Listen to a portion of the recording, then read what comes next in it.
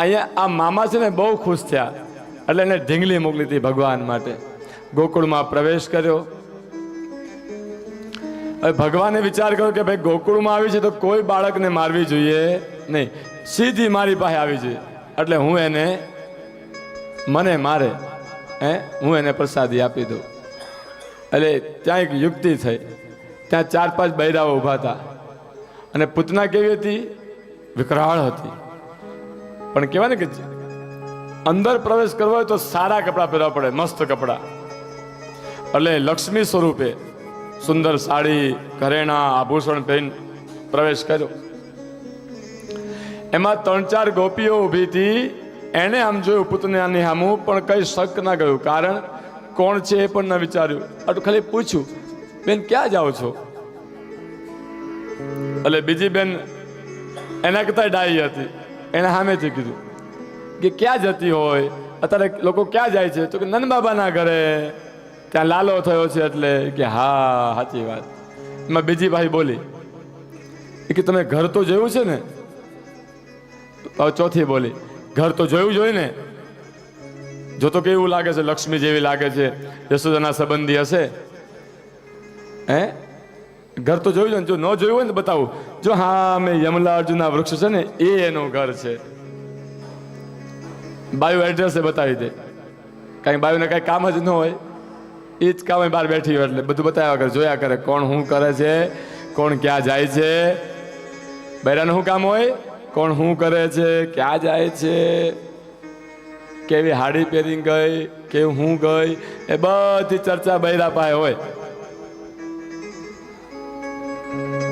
આ બાયુનું કામ છે. એટલે ભગવાને જો બૈરાઓને જ ઉભા રાખ્યા, એટલે સીધું ડાયરેક્ટ એડ્રેસ મળ્યું ભગવાનનું, સરનામું કે યમલા અર્જુનના વૃક્ષ છે ને એ નંદ બાબાનું ઘર છે.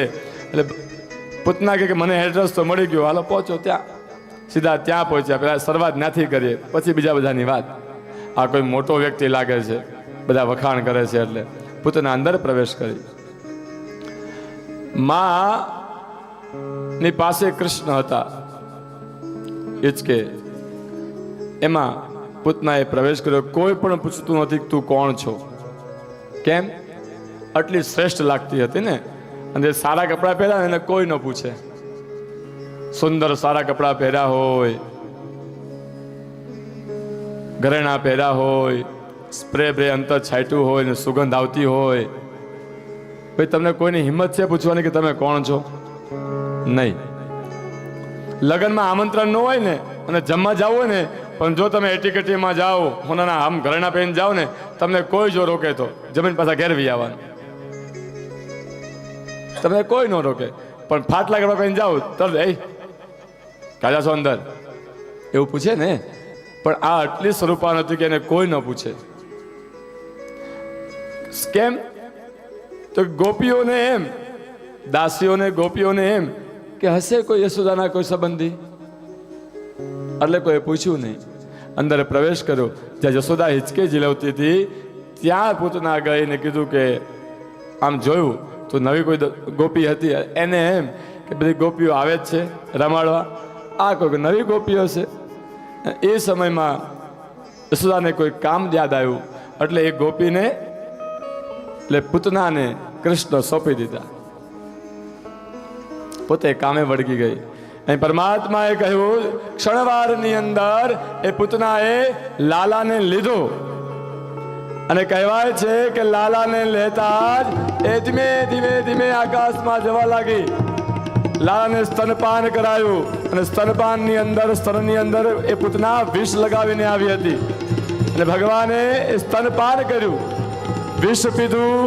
વિષ પીધા પછી જે એના પ્રાણ હતા એ 2 હાથે દબાવીને પ્રાણ સંપૂર્ણપણે પ્રાણને હરવા લાગ્યા. પૂતના છે એ ચીસો પડવા લાગી, છોડો છોડો. પણ ભગવાન કહે કે જેને એકવાર પકડું છું એને બીજી વાર છોડતો નથી. એમ કરતા કરતા કરતા કરતા કહેવાય છે કે અંતે જ્યાં કંસનો બગીચો હતો, ઓ વિશાળ બગીચો હતો, ત્યાં જઈને ધામ દેખાડી નીચે પડી છે. ભગવાન એના પ્રાણ હર્યા છે. જય જયકાર થયો છે. બોલીએ શ્રી કૃષ્ણ કનૈયા લાલ કી જય.